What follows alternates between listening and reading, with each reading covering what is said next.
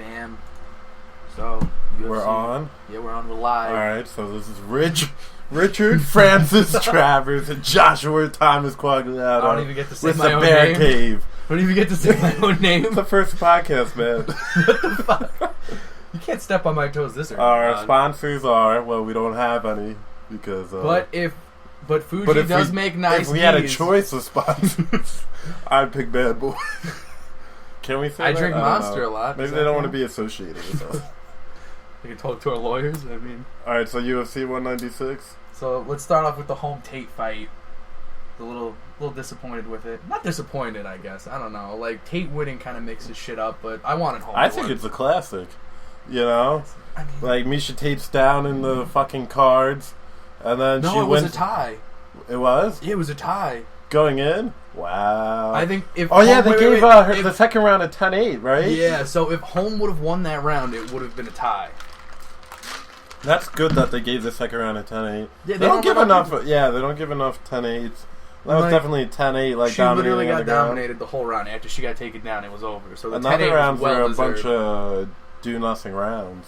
Yeah, they just kind of, like, slapped each other around now and then. I think Home had a little bit of the better of her, but not... I don't know. Not anything we're talking about. Well, Miesha Tate wasn't, like, engaging that much. She was staying on the outside. Which and is then kind of what you have to do against Home. You know, be scrappy and with the takedown. But Holly Holm wants a rematch now. I'm not surprised. I mean... Now she's more vocal than she ever has been. I love, like, before she was, like, quiet, and now she's like, oh, I deserve this rematch. I think it's one of those things where, like, she knows if she doesn't fight for it, Ronda's going to come in, fuck Tate up for the third time. I don't think anybody really wants to see that fight. I don't think there's a person out there who's like, yay, Miesha Tate, Ronda Rousey for the third time. You know what I love is Holly Holm's confidence. Like, before the Ronda Rousey fight, like, the question was if she was ready. Mm-hmm. And even Holly Holm didn't know. Holly was like, yeah, I would have liked a I few just more took the opportunity. And now it's like, yo, I want a title fight rematch, blah, blah, blah, blah, blah. Well, I mean, the way that Holm matches up with Rousey is especially if Rousey just runs straight into everything she throws, she makes Holly look like a fantastic fighter. Not that she's not a great fighter, but she made her look ridiculous. And Tate kind of showcased if you're not going to, like, run in on her. I mean, well, I think she might as well fight Holly Holm because she's going to have to wait till October anyway to fight Rousey, you know? Maybe get one title defense in before, like, Rousey comes in, you know? I think she matches up well with Holly Holm, even though Holly Holm supposedly, like, hours afterwards was working on her rear naked defense. I was like, you just don't get that kind of ground game, you know? It's not. I mean, she could. I mean, Holly Holm's super athletic. She's a former boxing champion, so she knows how to win. And she's got decent counter wrestling too. It's just shit the bed. Wrestling defense, I guess. The counter wrestling's not the word, but she's strong. But Miesha Tate's definitely better on the ground. Yeah, and she's willing to grind it out. I mean, like, Holly Holm's the most she's ever gonna do is try to get back up. I don't think she'll ever actually engage. She needs to be a little more active. She's a great counter striker, but well, she has like the Anderson Silva effect, like where she looks awesome if the guy's running at him. Yeah, but that's what I'm saying. If the other person doesn't engage, they're mostly just staring at each other. And Holm doesn't have the same like the aura of like, hey, like fuck you kind of thing. Like she doesn't do anything to force somebody to engage with her. She'll just stand there with you. I mean, Silva would fuck with you and make you feel like a dumbass, so you'd want to come in, you'd want to hit him. Home, it's just kind of like, I'm not going to do anything, you're not going to do anything, we're going to stare at each other. She has like a very Winklejohn, John Jones, like oblique kicks using the lengths. Yeah, but she needs to be more aggressive with it. Like if she did it like John Jones, like, I'm going to come up in your face, I'm going to kick you in the knee, do that to you like 3-4 times, like then okay, you want to She did the oblique kicks. She did, but I feel like they were a lot like defensive, and like it was just kind of like a bam. Like, keep your distance. I'll hit you eventually. Well, a lot of John Jones, I feel like, is defensive. Like, he's not a very aggressive fighter in the sense that he doesn't, like, just go at the guy. He picks him apart from the outside. That's true. And then when they feel like everything is failing around, when they get frustrated, that's when he ends them, But think of the Rashad Evans fight, like, that wasn't, like, a brawl. Picked them apart and like. But he was more active than Holm has ever been. Yeah, that's true. Like if Holm were to step it up and oblique kick you over and over and over to the point where you're like, okay, I have to do something or my knee's gonna fall apart. Yeah, it would work for her. She needed to be a little bit more aggressive. She's just not. Well, I mean, I guess now they fight at UFC 200. Maybe. I don't. I don't know. That UFC 200 card is up in the air. GSP is When is talking UFC about. 200? It's during the International Fight Week that they have every year. It's like July. It was the same weekend that UFC 189 was. So July it's 11th or 4th? Yeah, so that's in like what? That's what is it? July. That's like 4 months from now. Those Yeah. ones are like I guess I could see them fighting again, but I don't know. I feel like they need like a big fight to make UFC 200 worth. I mean, it's that or Amanda Nunes, who was on the same card. She just fought Shevchenko. And I mean, it wasn't a dominating win, but she still won, and she's on a fight streak now, and she dominated her other people. Mm-hmm. I mean, like she could. I mean, like I don't think that's the money fight. No, I don't think people know her, but I think she's deserving of a title shot. Like she should be at least mentioned in the conversation. Considered, I guess. Now that Ronda Rousey's out, it's like the Wild West. The She bantamweight division. She really, Everyone's just looked at them as like, the next one for Ronda to fuck eat. up. Yeah. But now everyone, and they said, oh, women aren't as good as men, blah, blah, blah. And now that she lost, supposedly everyone's a dangerous foe now, I guess, yeah. I mean, Kate beat most people up until Ronda was like what shut her down, right? She's been undefeated for the past 2 years. The Exactly. last person she lost to was Kat Zagana. Right? So it's one of those things where it's like, was she gonna refight all these people? Not that Misha Tate, I feel like, is one of those fighters who, without Ronda Rousey, would be the champ. Like Joseph Benavidez in the flyweight division. If there's no Demetrius Johnson, then he's the champ, because he's won every fight, other than that fight, Faber syndrome, just can't win against the champ. Yeah, well, Faber's fighting Dominic Cruz on the Rockhold Weidman card. How hysterical is it going to be if Faber fucking wins that fight? Well, he could. He won the first fight by guillotine, and the second fight was a really close decision. For whatever reason, Faber just does really well against Dominic. So let's say he wins, and then he has to fight TJ. I don't know why. Like, I don't think that's a fight I particularly want to see, aside from the fact that just like the background to it a little bit. I think the background's overblown too, but yeah. I mean, I don't know. I don't know how angry they actually are at each other, or if they're just playing this up for the money. I mean, like I think Faber that much. Faber's just kind of like, yeah, fuck him. There's really not like a big he's a fucking douche. Fuck that guy. It's just kind of like, yeah. Whatever. Well, I feel like it depends on what TJ Dillashaw does too. Like, is he just sitting out now, or is he going to take a fight? Or, I mean, I don't know who he fight though.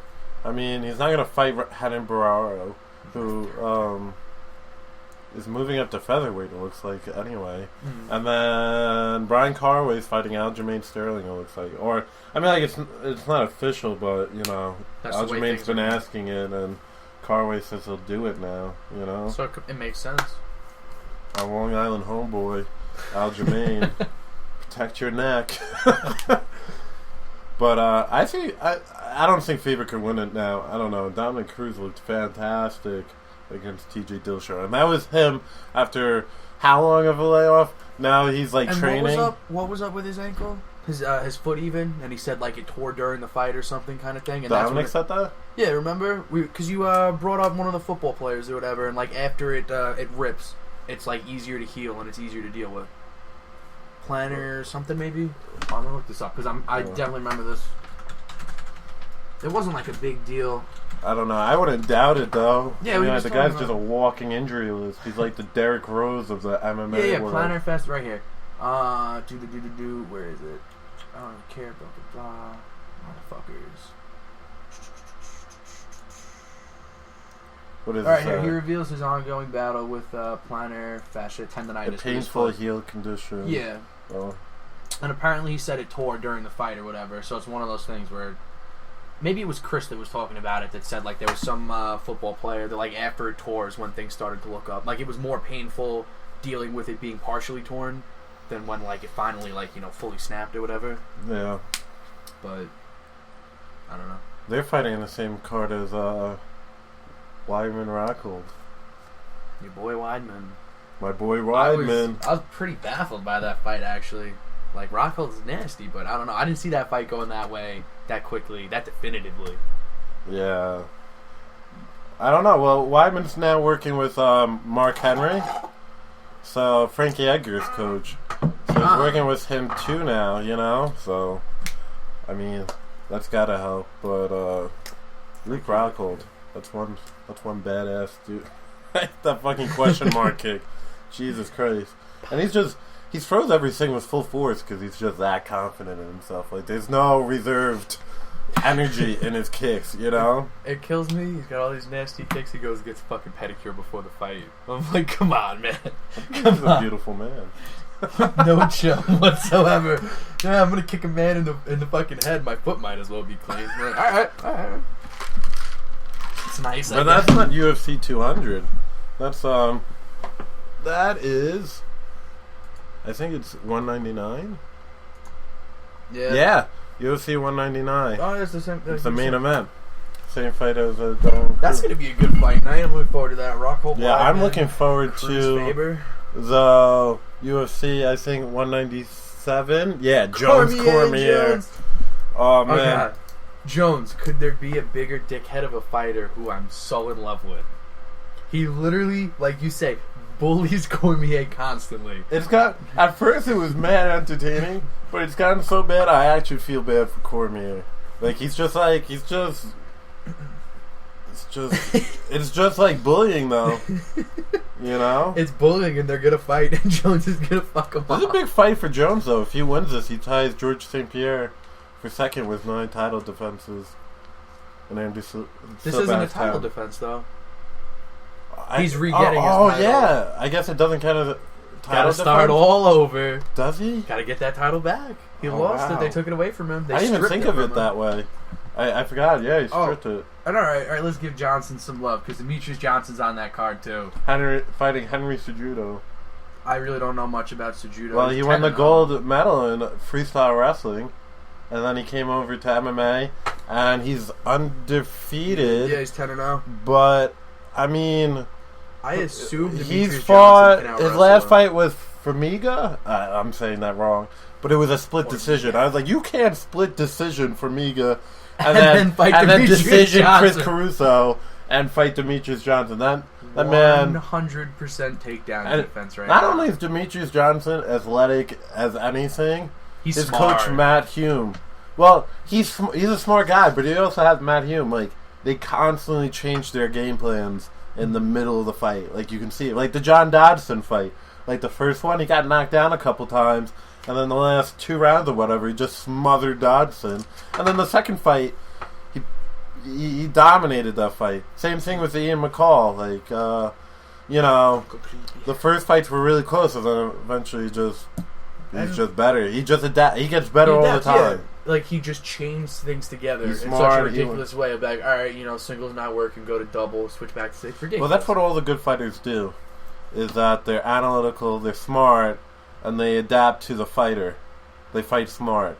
George St. Pierre, John Jones, Demetrius Johnson, all those guys, defended their title like 8 times or whatever, 9 times. Jones is a little different, and like Jones goes out of his way to do what you do.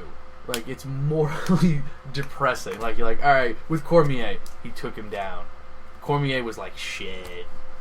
Trying to think. Yeah, but he's smart in it. Yeah, he's not wild about anything. No, not at all. He's just an athletic freak of nature that he can just do that, wrestle with Cormier. And what is it? Saint Pierre, like he just switched between if you were a better striker, then he grappled with you. If you were a better grappler, then he just kept it on the feet. Like he was just so well rounded that he chose where. That's how you stay alive. That's why Rousey and McGregor, right, just in past UFC 196 was, he blew his wad against Nate Diaz. He's cracking him, but kept his hands down, chin out like he always does, got tagged. But I don't think that's a matter of him not being well rounded. I'm actually I was not well rounded, but not adapting. He should have seen hey, Nate Diaz isn't going down like Chad Mendes when the first punch I throw. Maybe it should be more. conservative with my energy since the guy's fucking bigger. He's 170. And it's one of those things where it's like Nate Diaz, I feel like, is never somebody you wanna try to like blow your wad with. You want to try to go like balls to the wall with. Same thing with Ronda Rousey. She has one way of winning, and that's like running right through you. As soon as that didn't work, she's done for. And I don't think they have as good coaches as George St. Pierre's Faraz Zahabi. Faraz Zahabi is a fantastic fucking Demetrius coach. Johnson has Matt Hume, and John Jones has Greg Jackson and Mike Winklejohn. And in my opinion, those are the three of the top 5 coaches in the world. Conor McGregor has John Kavner, who's pretty good, and then Rousey has Edmund, who I don't think is any good because he told her after the first round that she's doing great. I mean, that might be what she needed to hear, though. That's not what she needed to hear. What she needed to hear was, hey, like, you got to be more tactical with it, But you don't know how badly she was messed up after the first round. Her head was probably scrambled too. But you need someone to calm you down and be a voice of reason, I don't think Rousey needs any more motivation to kill someone. But that might be how she gets amped for a fight kind of thing. Like BJ Penn, his coaches were literally just, hey, you're a warrior, getting there. Like, some people respond to different things. I don't think he's a fantastic coach in any way, shape, or form. Like, I never want to train with that man. That'd be a mistake. But that just might be what, Ronda reacts to. Maybe you have to tell Ronda, hey, you're doing fantastic. The next takedown's going to be the one. And she'd be like, yeah, totally, definitely. She just needed to not bull rush her repeatedly. Like, Ronda literally only knew one thing. I'm going to come at you, and I'm going to grab you, and I'm going to take you to the ground. And then when Holly out-clinched her, when Holly avoided the clinch... What do you think happens with the UFC now that Rousey and McGregor lost? Their 2 biggest stars. Dana White is... does that hurt the UFC, or does it, make it more interesting? I think it makes it more interesting, but money-wise, I think that hurts them because Ronda was a big marketing thing. It was Ronda Rousey. People who didn't watch MMA wanted to watch Ronda Rousey. Well, she was mainstream. Yeah. She was in Entourage, she was doing commercials. But I don't think it hurts that much because his last pay-per-view supposedly broke all the records for the pay-per-view. Holly Holm. You mean the one where McGregor just lost? Yes. We're talking about how McGregor's loss affects the UFC. We're going to talk about the one that he just lost. Well, I mean in the fact that Holly Holm and Miesha Tate were on it, and it still broke pay-per-view records. It was a McGregor fight with McGregor going up 2 weight classes. I don't think that's relevant any way, shape, or form. I think he handled the loss well. I really think he handled it fine. But he lost it well. And, he doesn't get enough credit that he moved up. Wait, backtrack. We'll totally get into that in a second. But we were talking about how, the losses affect UFC right now. How do you think McGregor's they have to... I think McGregor, if he fights either Jose Aldo or Frankie Edgar, if he fights one of them and wins, I think it goes right back into McGregor fandom. I think he has to fight... Same thing with Ronda Rousey. Do you think that he can now ask for the RDA fight? Let's say he wins 2 more times at featherweight. Can he ask for the RDA fight directly, or does he have to fight Cerrone or something? If he beats Jose Aldo and Frankie Edgar, and he wants to move up, I think he's got to do... Well, I don't even think RDA will be the champ by then. I think Khabib will have it by then. Yeah, I think Khabib is the best fighter in that division. I fucking love Khabib. I don't know if he can stay unhurt for that long. If he can, I think he fucks RDA up. But could I see him destroying his knee again in the next fight, in training, not even fighting when he's supposed to? Possibilities I see happening. But I think he has to have a fight before the title fight. See, that to me that makes sense because I don't know, but he's so popular they might just give him the title fight. Money speaks. Money over everything. But I feel like you could do. I'm not saying Cerrone's a big trash talker, but Cerrone likes to move around. I think you could create enough of a beef with Cerrone to where you can make that fight worth watching because you have the people who just love watching Cerrone because he fights all the time. They're like, that's someone who fights, anytime, a month after his fight. Hey, that's true. I'll take the fight on a week's notice. Whatever. I don't give a shit. I think though that Rousey, if she loses again, I think the woman can still be popular without her. Oh yeah, I think it's picked up enough speed. People love this women's stuff. I mean, the UFC is in the foreground of women's sports. I mean, the only thing you can compare it to is women's tennis, where the woman athlete is huge, Maria Sharapova, or the Venus and Serena Williams. You know, the only thing though is if McGregor and Rousey lose again, I don't think necessarily hurts the pay-per-view numbers, but you also don't have a face of the UFC. Like, you had Chuck Liddell, and then, like, you always have someone who fills in the void, so I guess somebody else will. I just don't know who, because you had Chuck Liddell and Tito Ortiz or Randy Couture, and then after them, you had George St. Pierre, Anderson Silva, and now you have Ronda Rousey, Conor McGregor. I think McGregor needs to stay. I think there's not another guy that can fill that void. I don't think that there's someone who could fill his void. I feel like McGregor's the kind of guy to where he'll be the face of the UFC. I can see him becoming the next Dana White. I can see when Dana White decides to step off to the side, McGregor taking over with that, because he's been talking about how he wants to be up there. I could definitely see him do that too. Yeah, I don't know if Dana White will ever retire though. But I could see him, getting up there with Dana White kind of thing. Yeah. Like, higher than a Rogan, too. Like, Rogan's, like, everyone knows Rogan. They know UFC. They know he announces it and everything. Well, Rogan might not even... His contract is up soon, right? He might not even resign. He's been talking about it. He might want to move on in life. Yeah, he's got other stuff to do. I mean, like, that would be weird without Rogan. I mean, like, what would they do with the countdown video? Like, the whole countdown video is... Joe Rogan be like, once-in-a-lifetime athlete. Everyone knows Joe Rogan's voice, I don't think Conor's the person to be like the voice of anything like that, though. I feel like he needs like in front of a camera kind of thing. I don't know. I could also see him just like going off in the sunset. I feel like that could also be his style. Kind of helps the legend of Conor McGregor.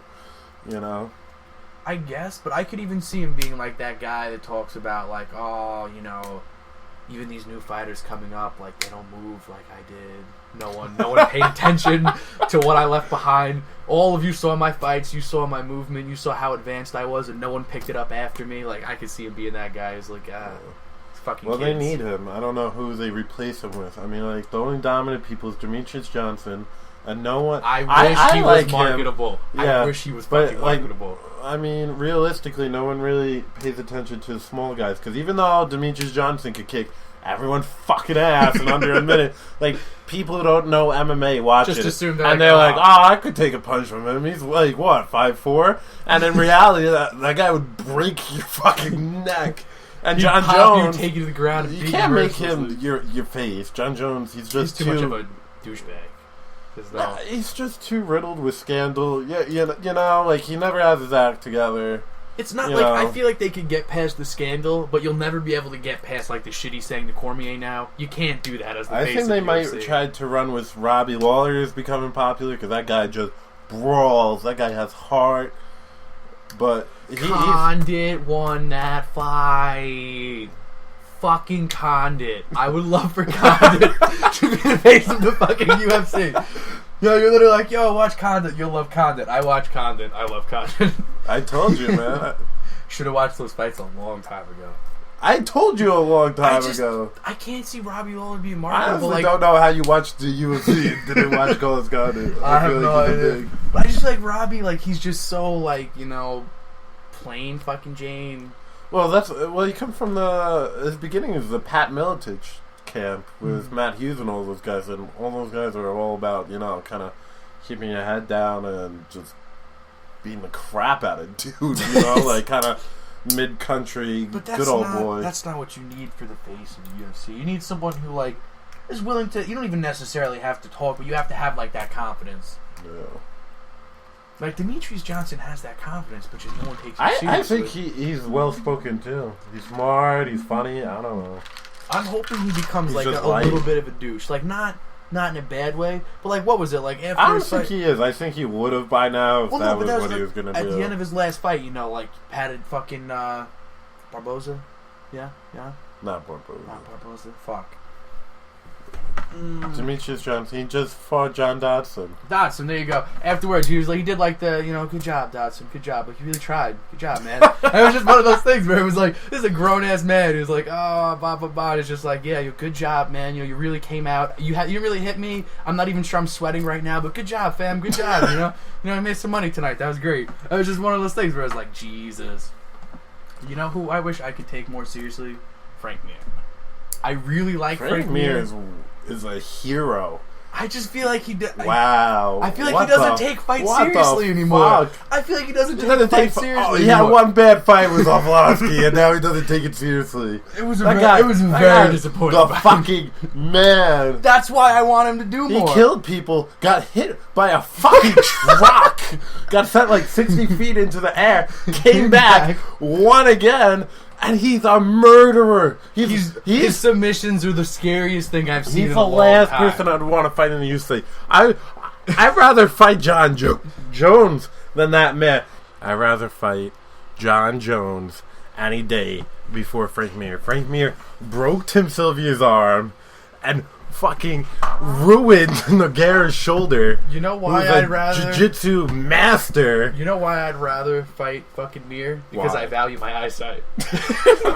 Jesus. Yeah, you get so much crap about those eye pokes. Because they're in every fight.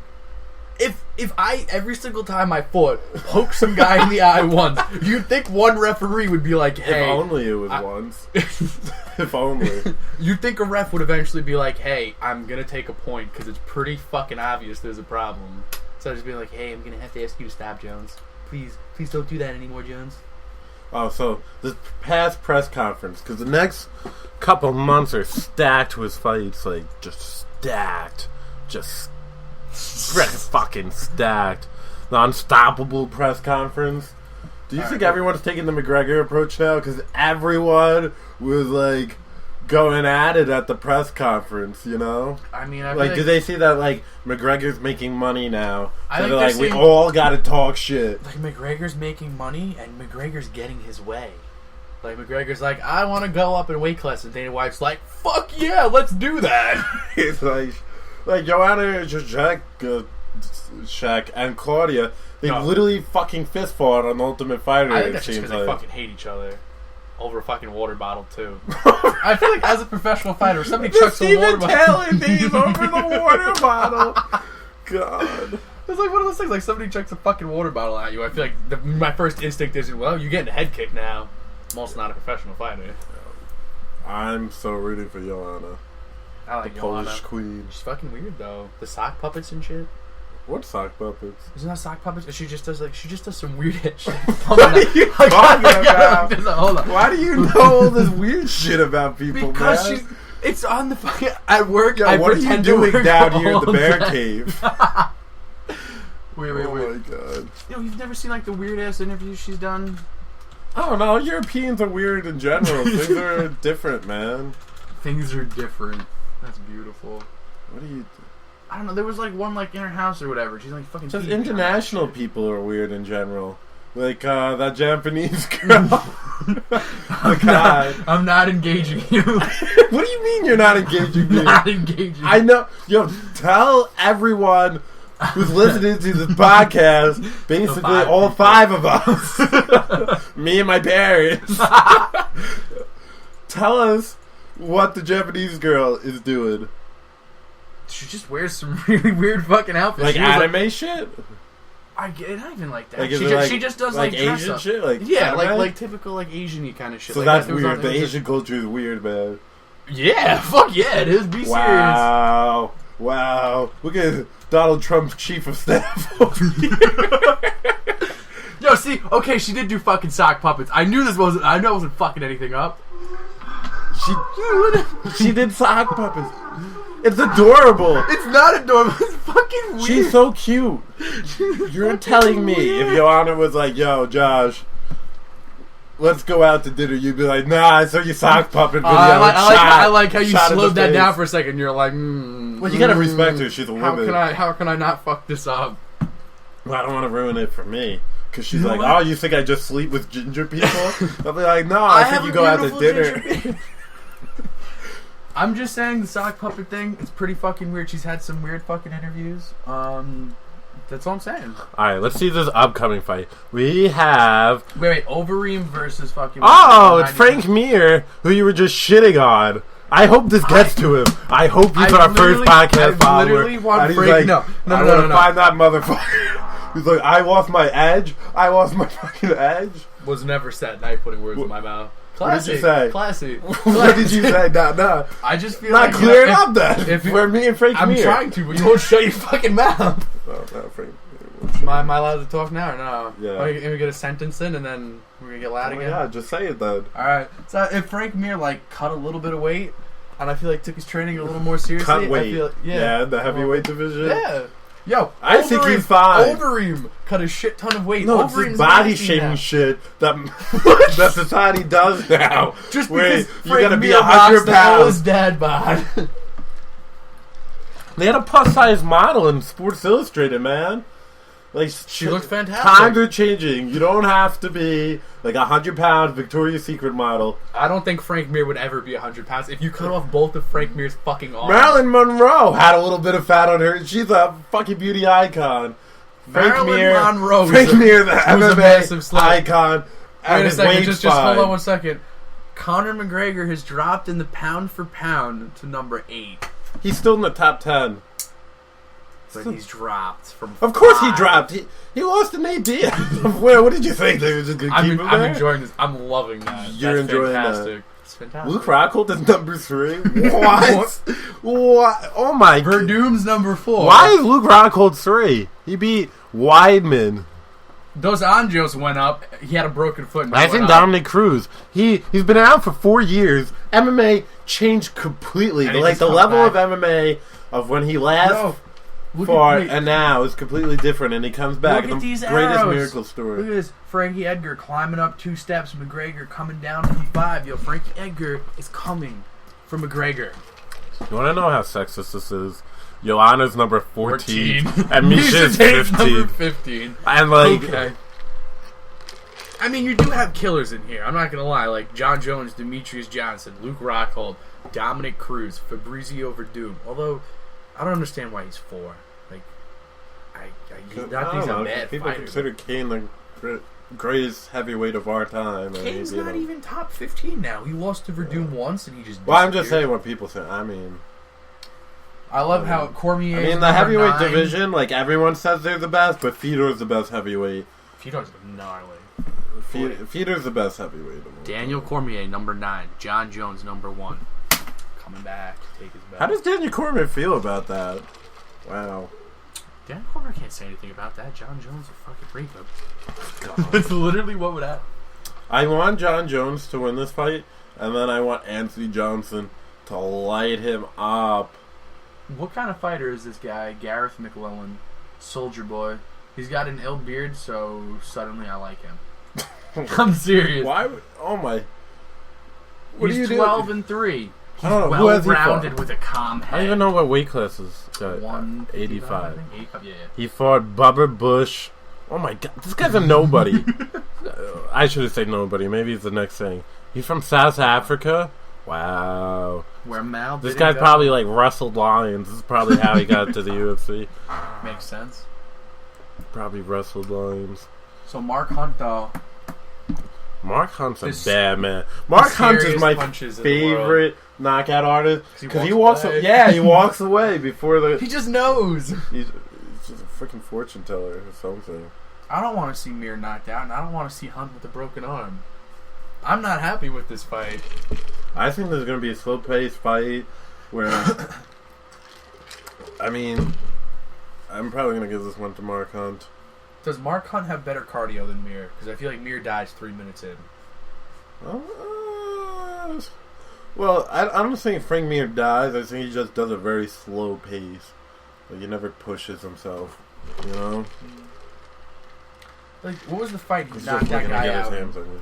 Like, some guy was giving him shit about him being, like, old or whatever, and then he knocked Oh, Todd Duffy. Todd Duffy, okay. Ooh. That fight... Ooh. But that fight was, like, awkward to watch, because they're, like, swinging for the fence and dying as they swing for the fence. He blew him up. And they collapsed on him. He knocked Todd Duffy right out of the UFC. I mean, like, he hasn't fought since, I don't think. After that, like, holy crap. Hey, who saw that? Todd Duffy was young. He's this huge monster. Then Frank Mir just... That's what I mean. I feel like Frank Mir has so much more potential than like what he does. I feel like he's content, like, you know, like I'll break some arms. Yeah, that's just it. I feel like he's content. I'll break enough arms. I'll get enough knockouts. Like, they'll never really get rid of me, but I feel like he'll never be like someone who you're like, yeah, yo, he's about to get the fucking title. And I don't know. I think he's old now. I mean, he won the title. He's already won it twice. That's true. You know? I mean, like, the guy's old. Now I think, you know, I guess time to collect money. I think he's also, like, he's one of those guys who's just, like, fighting's in his blood. You know, so I mean, like, he had a 4-fight losing streak and he still fought, kept fighting. You know, it's just in his blood. You know, we kind of came to UFC to MMA, I guess, at an era where he was on his way out. Not even on his way out, but not really, not doing anything fantastic. Let's see. Well, this is in Australia, and we have Hector Lombard and Neil Magny. Hector Lombard. I mean, like, now that guy's clean, so. I'll be interested to see how he reacts now that he's off. You know, he still it takes people a while to adjust to be off. He still looks ridiculous, though. Is this? Well, a I mean, recent photo? I don't know if that's recent, but Neil Magny, he's long as hell. Hector. They're not gonna have any recent stuff. They might. See, this is when he's like, when he looks like a male god. He's literally got an 8-pack. He looks like an old Spanish painting of, like, Zeus. The Conquistadors. And then, Neil Magny. I don't know. I don't know who I'd have win this. Neil Magny trains with Brandon Satch, who just lost in UFC 196 for his third loss in a row. That's not good. I like how they've got leg reach, too. I don't know why. It's interesting. Yeah, I feel bad for Brandon Satch. He has such a great striking game. You know, he hasn't gotten the ground together yet. You know, how long has he been there? I feel like it's one of those things like you got to get that together. Like that's MMA now. Well, like, he's had tough fights for this last one. He had Benson Henderson, who's amazing, and he had Gunnar Nelson, who did all that. Who's jiu-jitsu master? He's a high-level black belt. You know, so. You know, he just got unlucky. I mean, like, the last guy, you know, I don't really know if I have an excuse for him. He's like this Afghani guy who's been out for 2 years. He went up against fucking Maya, and he did not seem like a fucking black belt. Like, can we just talk about Maya's jiu-jitsu? Oh, yeah. Shit is ridiculous. David Maya's jiu-jitsu is the best in the UFC. It was probably Jacare, Verdum, and Ryan Hall now that he's in the UFC. I want to see Ryan Hall fight at the weight he's supposed to fight at, not fucking lightweight. Do you think he's going to fight at with Feather? Yeah. Do you think he could get down to Bantam? I wouldn't be surprised. He doesn't really... He's got, like, nothing to him. But I don't know if he's really into cutting. I feel like he'd probably just do 145, just say fuck it. I was watching one of his jiu-jitsu videos the other day. They're pretty good. Because he, like, goes into it explaining why you do stuff, like the move, like the concepts. He's the big on concepts behind that. I love it. Like, I love his crap. You know, I feel like it just helps build your jiu-jitsu in general because it makes you think more. You know, and it's like it helps your foundation and your basics. And if you understand a concept, you can apply that to all anything. The positions. Yeah. That's why I like listen. Because I've gotten into looking at some moves and stuff. You know. He's an interesting guy. He's a smart guy. Danaher is good. I won't say philosophically, but that kind of thing. Like, just listening to him talk about, like, workouts, like I was saying with the whole, you'll have a good workout, you have a bad workout, and you'll have 3 workouts that you're just going through the motions of.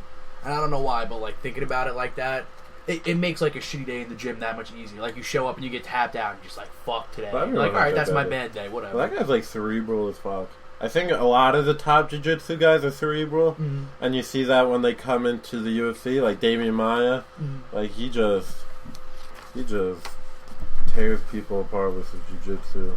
You know, or Ryan Hall, you know, like even his stand-up is, you know, very technical. Yeah. Everything he throws is technical, just it's not... Like, I feel like a lot of fighters, they all have personalities, like wrestlers. Or just grinders, you know? Wrestlers they'll run through a fucking wall, you know? And then you have the jiu-jitsu guys who are more cerebral, you know? There's just... And, like, the difference between Gunnar's jiu-jitsu and Damian Maia's jiu-jitsu, I think that illustrates what happened to Conor McGregor. Because people talk like, oh, he's got no ground game. Conor McGregor's got a... He's actually... I'm not a Conor McGregor fan. I really don't like Conor McGregor. I'm a Conor McGregor fan. Yeah, I know. Everyone literally knows that about you. It's disgusting. It's a part of your personality at this point. I hate Conor McGregor, but he's got good jiu-jitsu. Like, watching him warm up when he's working. Is he brown? Yeah, he's a brown belt. I like watching him, like, warm up with his wrestling coach or whatever. He's quick. He moves well. I was watching him do, like, some takedowns. But there's just different levels of it. Yeah, you know, he's Nate just Diaz is... He has his own gym with his brother Nick. He's been a black belt for how long? And they train with like Gracies and crap. You know, they're fucking ridiculous. Renzo Gracie. He's been fighting professionally, I think, since 18. Nate Diaz, right? Really? Something like that. Something. If you're a Renzo Gracie black belt, that means you're a different breed. I'm putting that out. I don't think Nate Diaz is Renzo Gracie. He's not. No, Renzo Gracie is New York City, man. Hold on. He's Nate Diaz. Black. I'm not sure how to fucking word that. Jiu-Jitsu, Nate Diaz. Jiu-Jitsu's too black belt. Caesar Gracie. Yeah, it's West Coast, man. They're no, you're right. in California. Don't bring Henzo's name into that. Come on, fool. Caesar Gracie Jiu-Jitsu. I'm sorry, he just says Gracie Jiu-Jitsu. He doesn't go on. Yeah, I mean, there's a whole bunch of Gracies. They're all over the place. Renzo Gracie. They make so much money off their name. It's disgusting. No, yeah, Henzo. John Danaher is at Henzo's. I'm pretty sure he's in the city too. They're all in there. That's like Patrick Cummins. I was watching. Eddie Cummins. I was watching a bunch of Eddie Cummins videos earlier. His butterfly, like. Wait, did I say Patrick Cummins? Yeah, it's Patrick Cummins. Who's a nasty leg lock guy? Eddie Wolverine Cummins. Pat Cummins is a UFC fighter. Okay, yeah. I messed them up. Okay. He's not really. It just kills me. Oh, Ryan Hall was talking about this. Him and Gary Tonin might go at it. Because Ryan Hall was saying a well-rounded black belt should be able to, in like, you know, standard weight class, standard, like everything else matches up, should be able to beat somebody like Eddie Cummins who focuses on only one thing, like leg locks. And I don't know where I stand on that, honestly. I think so, yeah. I mean, like, I think leg locks is like a fad right now going in the jiu-jitsu community. Which is killing me. It makes me not want like everyone's doing it right now. And I think it'll pass and people will move on to other stuff. You know, like right now it's all leg locks. Spider Guard was a big thing for like, what, a while, and then Spider Guard just disappeared. Well, you always still have it.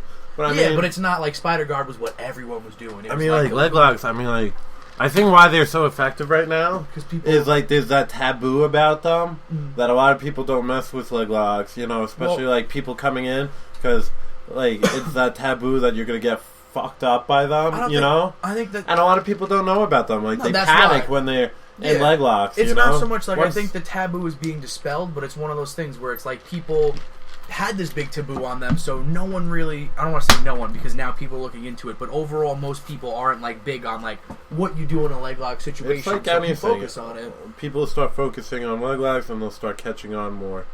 But yeah, I think Ryan Hall's right. That's with anything. Well-rounded is the way to go. No, I agree, but I don't know. I feel like it depends on like how good your leg lock defense is, because Eddie Cummings coming at you, it's fucking scary. Relentless in getting your fucking leg. It's just like you just want him to stop. Just like, can we do anything else? Anything else? And he's just yanking on your leg, and you're like, Eddie, please. Like, let me stand up. Let me try to work a pass. Like, I'll give you mount if you'll just stop. Actually, Eddie Bravo was talking about that. With, like, some of the guys there. Like, if he's in their guard, he's like, their guard's nasty enough to the point where I'll literally roll into mount. Because I know that I can get out of their mouth. He's like, I don't want to mess with like... That was on one of the podcasts. Yeah, I was listening to that earlier. One of our rival podcasts now. We really shouldn't promote that. How can you not... competition. Eddie Bravo. You cannot... Yeah, he's a pretty cool guy. Even though I've never met him. I know you, Eddie Bravo. You don't know me. Not yet, at least. We have Jake Matthews on this card. Oh, man. He started out training in his backyard. How crazy is that? That guy's tough. Did you see his last fight? He's getting the crap kicked out of him, and then he turned it around. That guy's fucking tough. I think all Australians are tough. It's just something about Australia. How it's like so fucking deadly there. Everything, you know, like I feel like it just toughens you. You know, like who did he let fight? Oh, I'm not pronouncing that, mate. Akabaz. Wait, where? Akabar Areola. And there's Actually, that wasn't that bad. No, I got entirely fucked up, but... And then we have Beck Rawlings, who hasn't really done much of anything since The Ultimate Fighter. Hopefully she comes back. I don't know. I thought she wasn't that nice on The Ultimate Fighter. She seemed kind of mean, but if you look at her, I mean, like... She looks mean. Like, she looks like she fucking kill someone. Got that appearance where it's just like, yeah... And then you have a bunch 16 and 6. You have a bunch of South Australian Korea. people on Holy here. Shit. Oh, Ross Pearson and Abel Chadrul. Oh, that's on Fight Pass? Oh, that's a... Wow. Wow, that's a treat if you have Fight Pass. I'm not going to say that you should get Fight Pass, but you should get Fight Pass. Ross Pearson? I'm going to give that to Pearson. He just came scary. off of... he just lost... Oh, he lost to Trinaldo. Wow. He beat Paul Felder, who... When is he fighting next? Oh, this was the fight with all the spinning shit, right? Yeah. Paul Felder's the man. He just beat Darren Cruikshank. I missed that fight. But Paul Felder, he's an up-and-comer in my... His stand-up's great. He's just got to work on the ground game. I think he's only... I don't know. I feel like he spins a little too much. One of those things where it's like, I get it, you like the spinning shit, but... Well, that's because he knocked Danny Costello the fuck out with that, you know? I feel like fighters just fall in love with certain techniques. And he almost beat Edson Barboza and Ross Pearson. Jeez. Those were just close fights. Barboza. Close fights. And then we have... The heavyweight division is heating up, because right after that, you have Ben Rothwell versus Dos Santos. Secret choke. Is it the go-go choke? I think this is the title...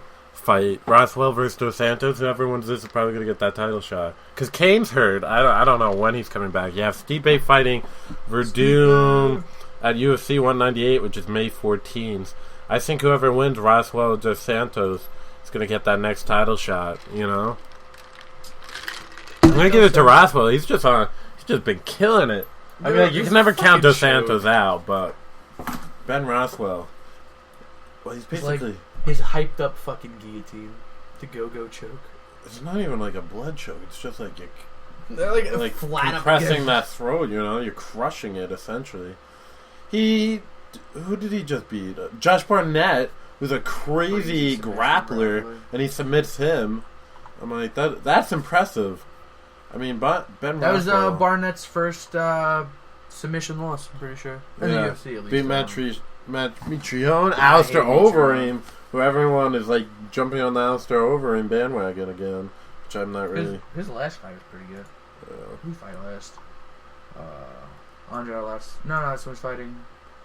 Dos Anjos. Oh, that's right, because I thought the stoppage might have been a little bit early, but whatever. I mean, Dos Santos is tough. Yo, he cuts. I think he could always come back. Overeem? Yeah. How much weight does he cut? No, not that he cuts a lot of weight. Like he himself cut down. Like I think he fights like. Fuck, I was listening to because I know he used to cut weight to 265 because he was. No, he used to be massive, and I think he's just like 240. Like he just was like, you know what? I don't need all this shit. Got off the juice, and then. Well, I don't think it was ever proved he was on the juice. I think it was just kind of like to test his blood, and it was like elevated, so it was like pretty fucking suspicious, you know. Questionable. Yeah. At dangerously low levels, yeah. Yeah, so it was like questionable. I don't think they actually caught him on it though. But you just look at him, and you're like, this says he failed the drug test. He was bigger than Brock Lesnar. Yeah, that was just it. And like he cut down from that, and he's at a more like natural kind of thing. Over if he gets back to title contention, if he goes back and wins the title, is he right off here? He tested positive. Does he join the greatest heavyweights conversation? Who? I'm sorry. Alistair Overeem, because he killed it in Pride. I'm pretty sure he won the K1 heavyweight championship. Did he? Yeah, like he. Yeah. Okay. First place European ADCC. Third place middleweight Grand Strike Prix. Force heavyweight champion. He's got a hell of a resume. He does. Dream champion. You know. I mean, once again, I guess this was at a time when that shit was going on a little bit more, but. You know, well, that's the thing. If he does it now, Roy Nelson. Heavyweight division finally interesting. I'm glad Kane's out of there because I think he clogged it up so much with getting hurt. Because the only people he fought was Dos Santos and frickin' Bigfoot Silva over and over again. Hey, I'm just saying, Verdum's hurt too. Yeah, but like everyone was like, Kane's the greatest, and there's no doubt that he's an animal. But like, you know, I was like, he was hurt so much. Like, who did he really fight? You know, and then Bigfoot Silva is not even relevant really anymore. He just got knocked out by Frank Mir, and he's one of.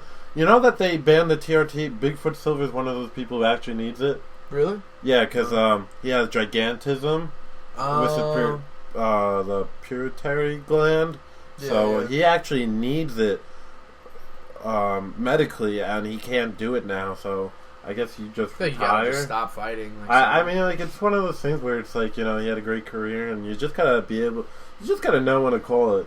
And I feel like a lot of fighters don't know, you know. Yeah, because a lot of fighters, especially like great fighters, is one of those things where it's like you're a fighter in your heart. That's what makes George St. Pierre so freaking surprising. Because how old was he? 34 when he was like 33, 32 when he. I mean, yeah. Well, now he's talking about coming back UFC 200. He's not talking. Faraz is talking, and I fucking love Faraz, so I'm taking this a little more seriously. But every single time, like somebody wins something or whatever, and then it's just like GSP is whispering, and everyone's like, "Oh my god, this is the time he's really coming back," and then it's just like, "Oh." Nate Diaz is a fight, or Donald. Well, Donald Cerrone says he never wants to. What would you rather see? Would happen anything. I don't know. I kind of want Nate Diaz because Nate Diaz is so hot right now, and I want GSP to beat the crap out of him like he did his brother. It's gonna go the same way. Nate Diaz fights just like his brother. He's probably gonna go the same way, just pound him out on the ground. He fights. Well, I mean, they fight. They fight pretty differently. Like a lot of people put it the same way, but it's not. Like Nick tries to get you up against the fence and then just tries to beat the shit out of your body. I think it's shoe shine, something like that. Nate likes to just play with his range, pick you off. I mean, like they're the same when you get them on the ground, but still gonna happen. George St. Pierre is probably gonna jab him to death, kick him a lot, take him down, and just pound him out for a decision victory. Well, I would love to see it for him to go back to his Rush nickname and just fucking kill it in like the first round. I feel like his first fight, he'd have to. It's either he's gonna do that in his first fight if he comes back, which I don't see him coming back, but if he actually comes back. Because, you know, it's one of those... Like, I wonder how he comes back now that he's been doing all the gymnastic shit. He doesn't. That's my opinion. He doesn't. I hope he does. He's so great. You know, but it kind of... But why? But it's kind of like a Barry Sanders, or now with the Calvin Johnson thing, where you just retire young, and it just looks good for your career, because you left a winner. So if he comes back, and there's some freak... You know, something goes terribly wrong, and Nate catches a crazy fucking guillotine that'll never catch again ever in his life, then he just looks stupid. It's like McGregor, like Anderson Silva, like now, like losing to Michael Bisping. Michael Bisping fought the perfect fight, though. I have to say that's an all-time classic fight.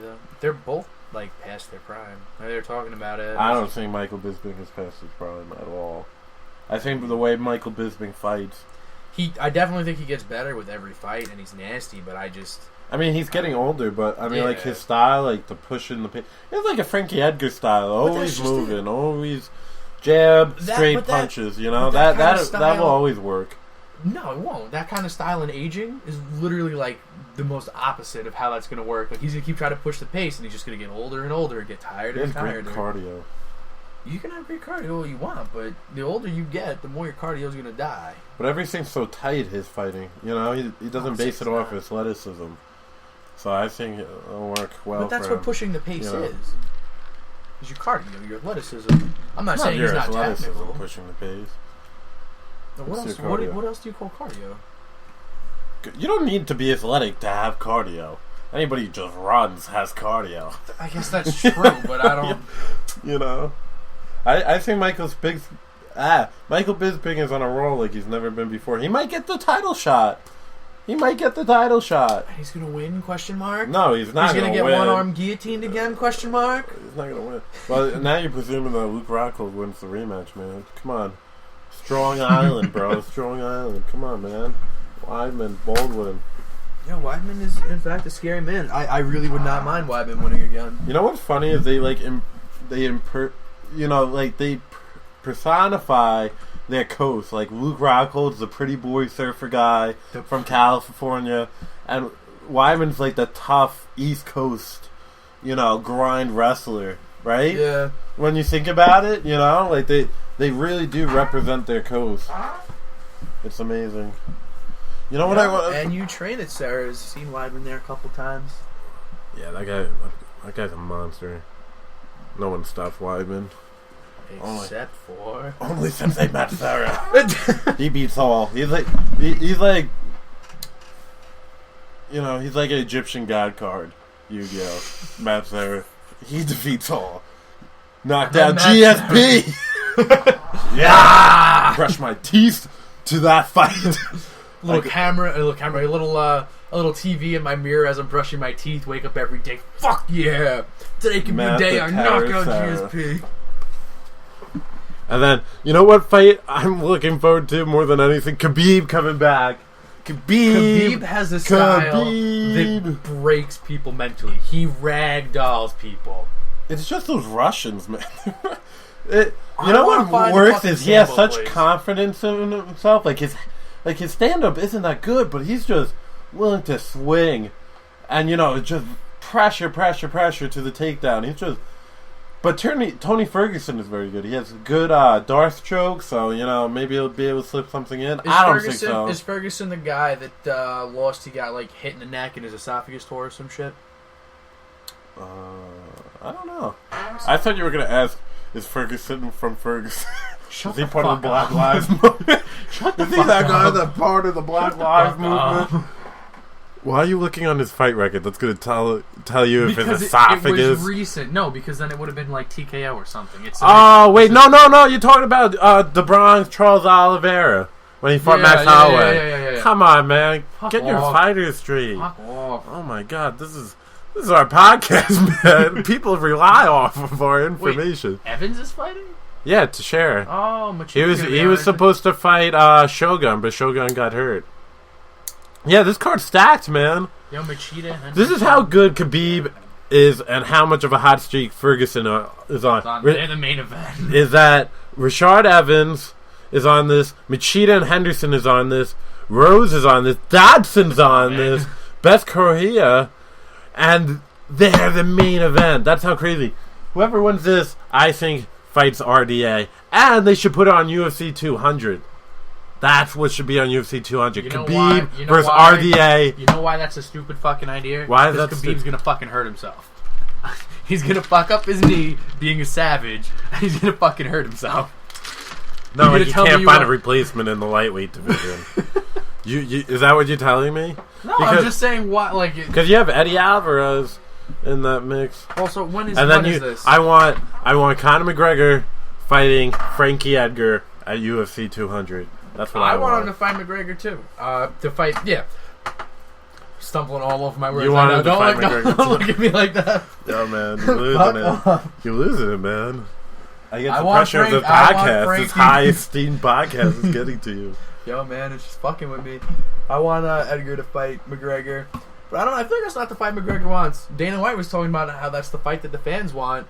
And typically I feel like for him to say that and McGregor not to be going out on a limb and being like, I'm going to fuck him up. Maybe he wants to fight Aldo.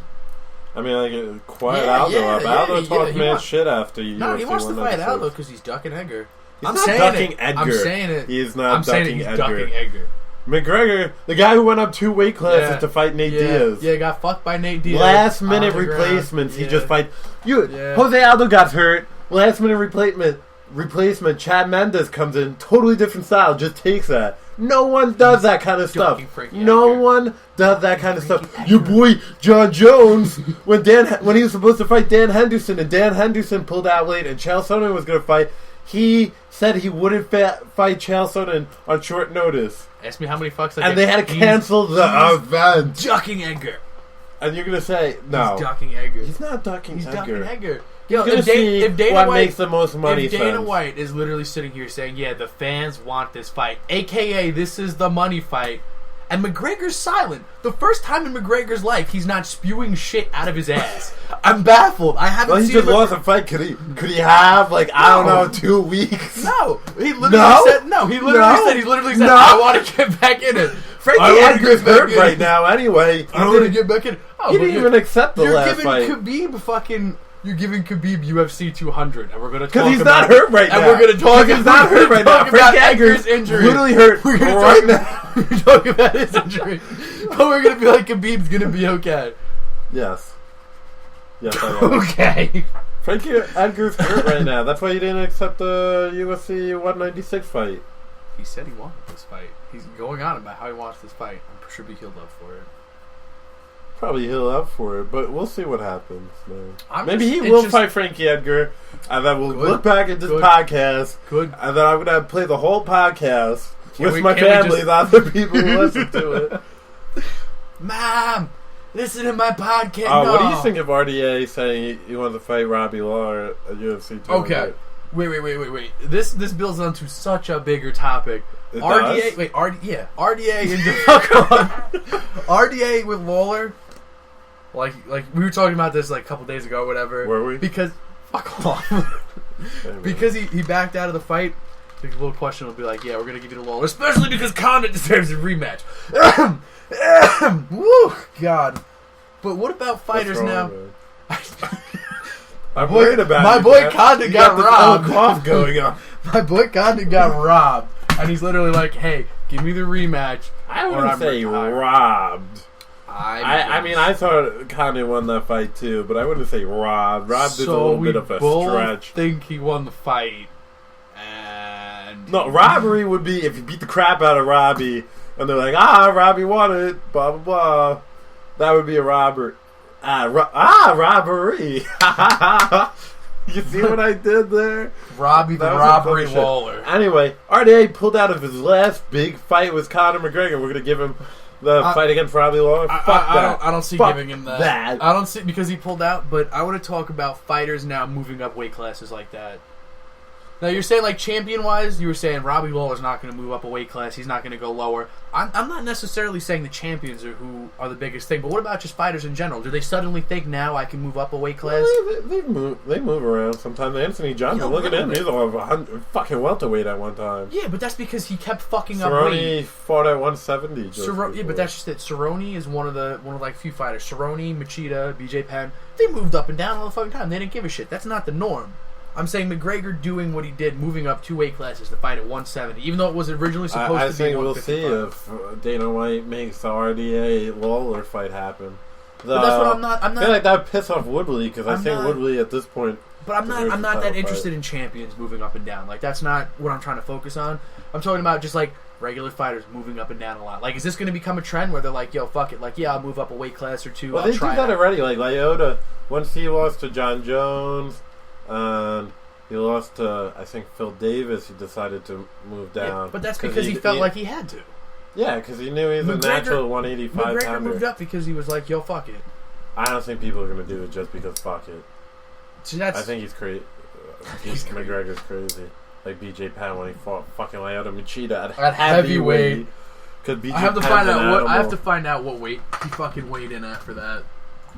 I think Lyoto Machida was 208 or something like that. Heavyweight, That's what's crazy about it. middleweight, heavyweight, open. Lyoto Machida, I want him to come back. Beat Dan Henderson, come back. Dan Henderson, He weighed 191 when he fought the open weight class. he must And have been. Machida was he must have looked- 225. He was 225, Machida? Oh my god. BJ Penn's crazy. Let me just give you a 30-pound weight advantage. I and love then fight BJ your Penn. ass. He truly is a prodigy. Yeah, I've heard stories of him in like street fights and shit too. Just Well, that's because it's Hawaii. I feel like street fights in Hawaii. Fucking Samoans. Fucking shit up. They're tough Hawaiians. Max Holloway, Wu Smoker. you want some knocks? Eh. Yo, Max Holloway. I don't know what happens to this featherweight division, man. I wonder if, like, I feel like Connor's, like, no matter what, he's not going to stay long. And it's like... But he didn't really want to stay in a fight game too long, did he? Like, I really think he's going to fight Frankie Edgar, Jose Aldo, and then he's out again. And then he's going to move back up to 155. I want to watch John Jones move up to heavyweight. I say John Jones beats Cormier. Gonna happen. Good He's fucking going to fight happen. it, because then He fucks up Gus. Because one, we have to gonna rewatch fight- that fight. he's Because going I to fight still Anthony think Johnson. pretty good. Yeah, I think John Jones beat Gus too, but it was fucking close. You keep act like it wasn't This is fucking not close. what you said. Yes, it is. I've always said John Jones. You said it could have gone Gus's way. Yeah, it could have. If fucking John Jones doesn't hit him in the 4th round with that huge blow, that would have been a totally John fucking Jones different doesn't fight. do John Jones things. John Jones would have lost John Jones's fight. You're fucking close. You're just a Gus hater for no fucking reason, man. Who is Gus? Who is he? Fucking... He's Rumble's fucking ragdoll. Wow, that's fucking rude, man. You're not making any friends with this podcast tonight. I'm making Rumble fans. Rumble I'm making fans. John Jones fans. That's I'm it. making friends right and left. Who is Gus? Who is this Mauler fellow, and where does he come from? He's great. He just... Why is he still getting I want fights, him even to though win a championship he's going so to lose badly. for the He came 3rd so time, close and to people it. are still throwing him fights? Just confused. Really He's confused. taking a long time off. So he's got to come back and win a fight before he gets another fight. John Jones, like, yeah, I think I got to fight Gus again. Needs Gus is going to get And the then fight. I think, you know who I think else is going to come back up? Going to go up a weight class? DJ. I hope Demetrius so. Johnson. Because after he beats Henry Cejudo, What else does he do? which I really feel like he is. Because Henry, Henry's good. But you can't decision these people and then expect to beat DJ. Plus he's young in the game. He doesn't have that much experience. Maybe he surprises us. But if he wins this, is he like one of the greatest combat athletes ever? Wins a gold medal in freestyle wrestling, and then wins a UFC championship? That would be nuts. I mean, we can talk about that if Demetrius Johnson loses, but since after his last fight, he literally could have fought the day after without any issues. That night, yeah. He could have fought back to back and just been like, yeah, I'm warmed up now. DJ's great. DJ's probably going to run through him. And then what next? There's no one left, really. I think he has to fight Dominic Cruz then at 135. Or Faber. If Faber wins it, hey. But I think that's the fight, because, otherwise... Johnson versus Cruz. Otherwise, it's just, what? Johnson versus Cruz. Who do you have on that? Cruz. I would never doubt Demetrius, so... He's just so good. He's so good. I want to see But Dominic Cruz is also... I want to see him just... Dominic Cruz should be the number 3 pound for pound, not Luke Rockhold. Some bullshit. That's what makes Dominic Cruz so good, was he came back and won. It's like, how many people could honestly have done that? There's no such thing as ring rust. Dominic Cruz, 2016. Let's see. And then we have you. And then, we have Pettis versus Barboza. That's going to be a great stand-up fight. You know what's going to be a good fight that I don't think is going to get enough attention is you have Andre Philly versus Yair Rodriguez. Yair is coming up. No, he's coming up, man. He's an up-and-comer. That guy throws some crazy shit in his fights. I'm putting that out right now. People should start watching him. People, he's an up-and-comer, man. He definitely is. He is something to behold. But Andre Touchy Philly, that's a great fighter name. That's probably the best fighter name in the business. Is a great guy. He comes from Team Alpha Male, which is that or Nova União with Jose Aldo and Renan Barão are the 2 best lightweight, small people, MMA lightweight camps in the world, he has great potential. You know who's at Team Alpha Male now? Darren Elkins. He won at UFC 196 too. He was on the prelims. They got a bunch of guys there. I don't know what's going on now that the Bang is in Colorado, because you have Danny Castillo and Joseph Benavidez going over there and training with him when Faber has obviously a problem with some. I don't know. I feel like that's gotta make Faber feel pretty fucking weird. Say Darren Elkins, he'd be Chase Skelly. It might be one of those things where I don't know, if I had a gym, I don't think I'd take it that seriously.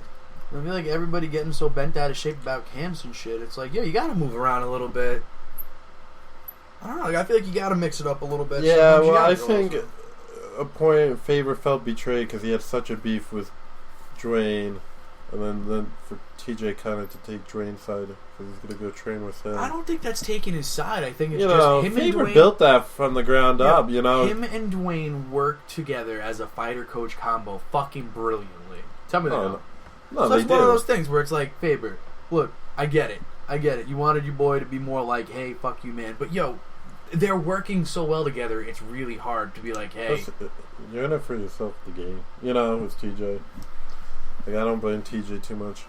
I don't really blame him at all. It's one of those things. Like, I really feel like if it wasn't for McGregor hyping it up. But I get Faber's. I mean, he built that team from the ground up, and, you know, he pays for a lot of those guys. Like, he has a bunch of houses that he houses these fighters in, you know? He helped TJ become who TJ is. I'm sure TJ has done something for him. I'm sure TJ has helped he him. helped the Team Alpha male name, you know? Well, that's just it. I feel like it's not like one of those things where it's like Faber did all this and got nothing back.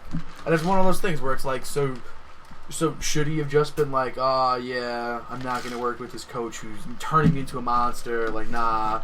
I'm pretty sure, literally, if it wasn't for Conor McGregor blowing everything up, if he were to come back to Alpha Male today and be like, hey, you know, I'm staying here for like 2 weeks, guys. Like, yo, can I get some training in? They'd be like, fuck yeah, man. Like, yo, show us some new shit. Yeah, you're right. I mean, like, that's like Weidman. He's now training with Mark Henry for this Luke Rockhold fight. You know? I mean, like, I don't think there's any beef with him and Ray Longo, you know? It's like sometimes you just gotta mix it up. You gotta keep it new. And it's not saying anything against Ray Longo either. Ray Longo's a great coach, you know? It's just Sarah like, Longo, most underrated fight camp. Because Yeah. think about all the up and comers they had. Like Weidman. Well, they're losing. all from Long Island. It's not like they take people from other places. Well, like, that's just it. It's all local. Like TriStar, you get people all over the world. Greg Jackson all over the Fucking world. fantastic. Sarah Longo. Aljamain Sterling is from Uniondale. Ali Quinta. He's from Long Island. Weidman's Baldwin. Who else do you have? Gian Villanti. He's over. Disappointed me last fight. Yeah, that guy can crush people though. I was sad that he lost, but that guy has some heavy hands. Broke Corey Anderson's freaking mouth. He broke that. Now Corey Anderson is up and coming. He beat Tom Lawler and knocked Gian out. I don't know. Gian, he's like right there. I feel like of just getting it big. You know, Just got to break through. Find something that works for him. You know who works out of Sarah Longo's? You know who they brought in as a training partner? Stephen Wonderboy Thompson. Do they really? Yeah, Weidman brings him in as a training partner. Like when I was like I want to say like maybe 6 months to a year ago, that Sarah's and Wonderboy was there. He's a really nice guy. Oh, shit. He was like, "Hey, what's up?" And I was like, "Oh, wow, you're gonna talk to me." Shalom. I was like, "I'm merely a blue belt." You looked at me. You really looked at me. That guy's he's fighting Rory McDonald. That's a great fight. I don't know why he's taking that fight because I feel like he could have just taken the title fight. I know like Tyron Woodley really wants it, but I mean like everybody's more interested in Wonderboy Thompson than Woodley. Especially because him and Rory Rory are supposed to McDonald be is boys. such a hard fight. I feel like for him and his karate style, because Rory's not going to get over eager like Johnny Hendricks. He's smarter than patient. that. Yeah, he's patient. That's going to be a much tougher fight. Really Have you ever seen someone dismantle Johnny Hendricks like Wonderboy Thompson did? I don't know what that fight was. I was literally baffled watching it. I was like, any second now, Hendricks is going to do something amazing. Gets hit in the face again. Yeah, because Johnny Hendricks acts like nothing hurts him. Like, Johnny Hendricks is a beast. I mean, Johnny Hendricks disappoints me because I thought he was going to be the next welterweight thing after George St. Pierre. I was like, oh, George St. Pierre retired now. I was like, it's all Johnny Hendricks. I was like, he's got everything. Striking, wrestling. Pretty sure he beat Robbie, you know, too. You know, and he just... Robbie built on he doesn't get his shit together with lies. his weight, with his changing the team. Well, his weight's supposed to be, like, together now. But it's one of those things where it's like, I guess he wasn't ready to literally be that weight.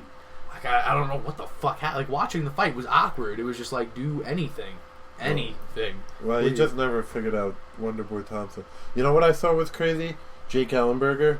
He got released from the UFC. He had a lot of talent, you know, and then I don't know what happened. He just lost his edge. And then he went to Glendale Fighting Gym, Ronda's gym, and I don't think that was a good move. That's a bad idea. I don't think that's a great gym for MMA. Not at all. You know what? Did you see the video with him? He was on Jimmy Kimmel. Was he? Yeah, not on like the actual show, but you know how they, those late night shows, how they like interview people on the streets. He just fucking popped. Yeah, he was popped there. up out of fucking They were doing nowhere. this thing where they were, how the primaries are going on in the presidential elections, right? So they were asking people who they voted for, and this is California, and their primary isn't for another month or two. So there's no way you could have voted for them. But these people just want to sound smart. You know, like, people just lie. So you see, how badly they lie about it. So they're, like, interviewing people, like, oh, who did you vote for? So Ellenberger says Trump. And they're like, oh, so I know you had to pay to vote. So what did you have to pay, the $5 or the $10? And he's like, $10. Looked like a complete idiot. They were doing this to everyone. It just so happened Jake Ellenberger was freaking on it. And he's like, oh, I'm voting for Trump. Which is a questionable move. As is. As is. I mean, like... I love that. How much did you pay? That's fucking genius, 5 or 10. Oh, I paid 10. Of course he picked a higher fucking number. Yeah, I paid for I'm the in the higher deluxe tax voter. bracket. Or... I paid for the deluxe voting booth. Fucking crazy. I love Jimmy Kimmel. He's probably the funniest late night host. I don't watch a lot. You don't watch? I don't watch late night TV. No? I really watch TV as is. Not a big TV. Oh, you're on that Netflix flow. You know what? I got Hulu. I got Hulu recently. Is it good? Yeah. I've heard people. They have ads though. I was like, what the fuck? They infiltrated this. I was like, I hope Netflix never gets ads. The day Netflix gets ads, I feel like the suicide rate is just going to go up. Could you imagine that in the middle of a fucking movie? Because you can't escape them. Cable. You forget cable was supposed to not have ads. That's why you paid for it. And they got into that. And now it's like, Hulu has ads. Well, you can get ad-free from Hulu. Oh, you gotta pay extra. Yeah, you gotta pay extra. Of course. It's $11.99 instead of the $7.99 a month. That's so fucking worth it, though. Be honest. Probably. $4 more. $4 a month. Think about how many ads do you watch every time. What is there? It's like I think it's like an ad before the show starts. And then they do the title, and then they do an ad, and then they do one ad in the middle of the show. So that's like a minute 30 of ads per show. No, probably more. Probably a couple minutes, maybe 4, 5. So 4 minutes per fucking show. Yeah. Let's say you watch one show a week. That's 28 minutes. That's half an hour a week. That's 2 hours over the course of a month. $4 is worth it to me. One show a week would be 4 minutes of ads. No, one show a day for a week. Oh. Fuck off. I was like, great math, man. Oh. This is 20 But Jimmy minutes. Kimmel's so funny. That's what I say. People should watch Jimmy Kimmel. I know everyone's on the Jimmy Fallon wave right now. And he's really musical and good, but Jimmy Kimmel's the funniest. You know who's good? Stephen Colbert. He made a good transition from, what did he have? He wasn't The Daily Show. He was, he was the other political show. He made a good transition to late night. I hate his fucking replacement, though, Larry Wilmore. So fucking racial. Everything is about race. I was like, yeah, race should be like, something we should talk about and fix as a society, but I mean, like, every fucking episode has to be Colbert about was The it. Daily Show. No, the Colbert Report, the spinoff. Oh, okay, the spinoff. The Daily Show is Jon Stewart, which is now Trevor Noah, who's fucking South African and apparently doing he was a writer for it. Who? Yeah, Stephen Colbert. That's how he started. He started on The Daily Show. Oh, okay, and then he did his own thing. Trevor Noah's alright. You know what people should watch, though? The guy who's on HBO. The English guy. That's beautiful. No. I'm just going to type in English guy HBO and see what comes up. No, do it. English guy HBO. I fucking hate you. Look it up. Look it up. English guy HBO. The fact that this is going to work. I watch all of his episodes. John Oliver. John Oliver last week tonight. It's every Sunday. Guy. Okay, actually, I like this guy. Yeah, he's fucking hilarious, and it's more informative. Like, you know how the Daily Show, they do it every day, so they only do like that day's news, so it's always like the presidential race. He'll pick a topic. Let's say the prison system, and the whole episode will be his research for the prison system. He's hilarious. Like, they had They went into the mega churches and how they get like people to donate like millions to them and everything. I hate. And he made his own church and had people donated to it on his show to show how easy it is. Because these people who do these mega churches, they have their own jets, like they're fucking mega millionaires. So he was making a satire out of it, and he made his own church for a while. It was like a real thing. Jesus. Yeah, he's great, John Oliver. Oh, I love him. I love him. You know what's crazy is him and all these like media outlets hate Trump, and he's still winning. Because Trump knows how to play the media outlets. He says something so fucking ridiculous, and then people eat that shit up. And then like I think he's just doing this for the primary to get those crazy Republicans to vote for him, because he's getting more people to vote than have ever voted. Like he's getting like new voters, which kills me. I hate like everything. When he about wins the this primary, fucking which he election. probably will, he's probably gonna go more moderate.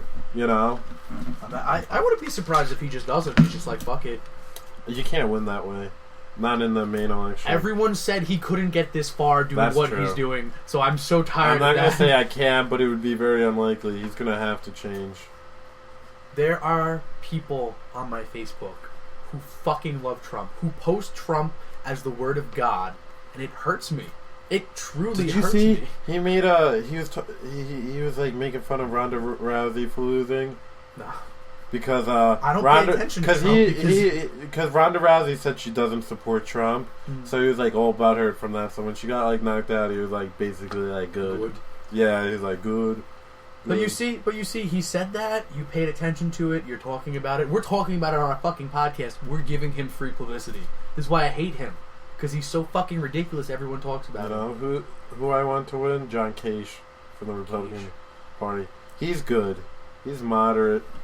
And people should listen to him, but everybody wants to go either crazy one way with Bernie Sanders or crazy the other way, Donald Trump and Ted Cruz. I'm going to go with Bernie because I feel like he's not going to be able to get a lot of the super crazy legislature through, and I'd much prefer that to fucking Trump, because I feel like Trump is going to get us killed. That's literally what's going to happen, is Trump's going to be like, can wave my dick around, and then we're going to be in a war. I like John Cage. Or Mark Rubio's not that bad. He's Catholic. Isn't who's the new guy supporting Trump? Gave up and started supporting Trump. Ben Carson. Okay. Yeah, good old Ben Carson. Yeah, he has Christie and Carson now. The whole Republican Party is trying to get Trump, and they just can't. It still kills me that Hillary's a fucking candidate too. I'm like, fuck off. Trump and Hillary literally show how sad life is right now. This is the craziest election ever, man. I hate it. I fucking hate it. Like, if you had said this like a fucking 4 years ago, no one would have thought this. But everyone's The Simpsons predicted it. Oh yeah, I saw that shit. That's crazy. Yo, the Illuminati, 420 no scope. Oh, you know what's ridiculous is Ronda Rousey talking about suicide after her last loss and wanting like the thing that saved her was going to have Travis Brown's children. Like, what the fuck? Can we just talk Ronda Rousey, star female athlete, do nothing bitch, coin that fucking term that somehow became a thing, which... She's crazy. This is like when she like freaked out on Holly Holm and people ate it up, or freaked out on Beth Correa. You know, this is what she does. She does Beth did say some fucked up shit. But it's just one of those things where it's like the Holly Holm thing, but Holm hasn't pissed anybody off. Yeah. Oh yeah, she milked it like a motherfucker. She milked the Beth Correa. She's super, super, super emotional. I mean, like, she's very good at promoting her fights, Ronda. It's that kind of like WWE, like super angry kind of shit. She starts off as like this star athlete, like, you know, athlete that big girls can look to, fantastic thing, great thing, and now coming out of your mouth is the only thing that kept me alive was having Travis Brown's babies. The guy who like supposedly beat his last wife or whatever. Like, yeah, like there you go. Though I'm not gonna say shit because I don't want this guy coming out and fighting me. You'll 6'8" Travis Brown. Well, I mean, with his new coaches, he's not exactly. Yeah, but you should have seen Ronda Rousey on Ellen DeGeneres. She was milking the shit out of it. She was like, I still consider myself undefeated because I got back up and I didn't stay down. And I'm like, okay. I literally want someone to, like, you know, like raise their hand, ask a question, and be like, do you understand the definition of undefeated? Because apparently you don't. If I was Holly Holm never said like a bad. She handled everything perfectly. She was fucking great with the media and everything. If Ronda Rousey literally said that, I'm pretty sure I'd be like, I just want Ronda Rousey to know that me head kicking her unconscious means that she's it's not just like all that undefeated. touchy-feely bullshit people eat up, you know, like, oh, you just like that Rocky bullshit, like, you just gotta get up. I get knocked down, but I get up again. You know what's crazy? Is I saw something like Caitlyn Jenner, you know, Bruce Jenner, she's like that Donald Trump is good for women. I thought that was crazy. Like, wow.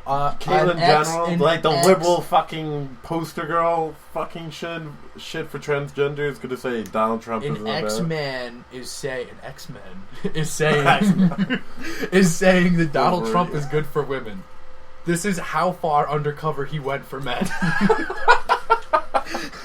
This is how hard he's trying. Thank you, Bruce Jenner. What a fucking trooper. God. I don't even know what to say to that. Right? Bruce Jenner. Did you see, speaking of the Jenners, that O.J. Simpson, they found like a knife in his backyard now, which I find is funny because they just had this TV show of O.J. Simpson. There's like, you know, the O.J. Simpson trials, and now conveniently they find a fucking knife in the backyard. It's not like he can be convicted for it, so whatever. I guess. The man wrote a book. Literally, I have aspirations of pulling that kind of shit off. This is what kills me when people talk about like how, you know, the justice system like is against black people. I'm like, yeah, there's some truth to that, but I'm like, O.J. Simpson definitely got star fucking treatment. You can't tell me he was discriminated against. Bro, motherfucking book. Like, sick of that. Just think of the cojones you have to have. You kill somebody, you go to court, you fight a long fucking battle, you're like, I don't know what you're fucking talking about. You win! And the whole time he was like more caring about like his image than his fucking wife's dead. I'm not gonna look to see who killed her. I thank that man, even though I'm not that man. But I want to buy him dinner. I want to buy him a new knife set, you know. You know what I'm happy about is the UFC's new drug program. Has it? You know they're spending $5 million a year on that's how much it costs to do this testing, but it's going to make it clean. Like the UFC probably is now the cleanest sport out there. And what is it? The UFC. It's the UFC themselves. It's not the Nevada State Commission. It's the UFC. Yeah, they're paying for it. They're paying for the Olympic testing or whatever. Yeah. And it's random testing. Like they ask you your schedule. They ask you for your schedule, and you have like Demetrius Johnson is streaming on Twitch TV. He was playing. Oh God, what was he playing? Some fighting game. He's literally on his stream playing, and there's a knock at the door, SWAT style, and he gets up and he's like, "All right, guys, I gotta end the stream. Like, I gotta go do a piss test." And he came back like, yeah, they could come at any time, and if you're not there, like you gotta get there like within a day. Yeah, they're like, you we're know, calling for you. Like I'm pretty sure Donald Cerrone, he said he was like in Las Vegas one time. Yeah, and they're like you gotta get there. Yeah, you have to tell us where you go. It's good. It's clean. It's like the cleanest sport out there now. And it's a combat sport. It should be. It's one thing if you're juicing up and hitting balls into the fucking outfield. It's another fucking story if you're juicing up and ground and pounding motherfuckers. That's brain damage. You know what I want them to make clean? The NFL. Because I'm pretty sure they warn you when they're going to test you in the NFL. Because those motherfuckers are juiced up. You can't fucking tell me guys are bench pressing fucking 700. 225 for 25 fucking reps. No, this guy broke the record. This guy recently, in a couple of years, he did 225 for 47 reps, I think. Look it up. NFL Combine record for bench press. He did it for like 47 reps. He's like on the Redskins now. Yeah, it's fucking nuts. Top performers. Oh no, you shouldn't. You shouldn't have done this. No, bench press right here. Yeah, I don't think this is a record. I think this is a recent. 34. No, see? The next guy's 34, 33, 33, 32, 32, 32. Is there an average? I'm pretty sure I showed the average somewhere. Fuck, it doesn't even matter. That's ridiculous. It's ridiculous. Up here, all the way down, fucking 30. You telling me that motherfucker's clean? I mean, 49 reps doing 225. I don't know. The NFL is fishy. They got some super athletes over there. And Hey, some man, pretty they get relaxed paid a drug decks. They get paid a lot, I mean. Yeah, they Why do. not? And they're broke like 5 years afterwards. Hey, baby mamas are expensive. Yeah, Antonio Cromartie. He has like 10 children with 10 different women. Actually, look that up. Yeah, now that we're on it. What's this dude's name? Antonio Cromartie. Antonio Cromartie. I love how Yeah, Cromartie it's just- Kids is one of the things that pops up. 1, 2, 3, 4, 5, 6, 7, 8, 9, 10. Literally. Not 10 kids, but see how many mothers there are. Like how many? Baby mamas. You're typing in baby No, moms? Baby mamas. Oh my god. That's so... It was 8. Recently 8. had his second child. 8 baby mamas over Oh 6. my god, 8. 8 women. That's ridiculous. Yo, he's a baby making machine. Do you know how much money he must be losing? Oh my god. All the money? He can never retire. Oh my god. That's gotta suck. Alright, wait. I think we lost our ending. We lost our ending? I think we Well, this is our ending then. the newest of new endings because it's after 12. Alright. Well, we're signing out with Alpha the Seawolf himself. Alpha Seawolf Joshua Quagliato signing out himself. Woo! And, Rich, mature Travers, the adult of this podcast. You don't get to do the introductions and the outros so far. Okay. I have a voice. Okay. I have a name. Alright, let's go, Alpha Seawolf. You always gotta be in control of everything. Once again, prove your name, Alpha Seawolf. You know I'm editing all of this out, right? No, you're not. I literally have. I totally am. Keep that. No,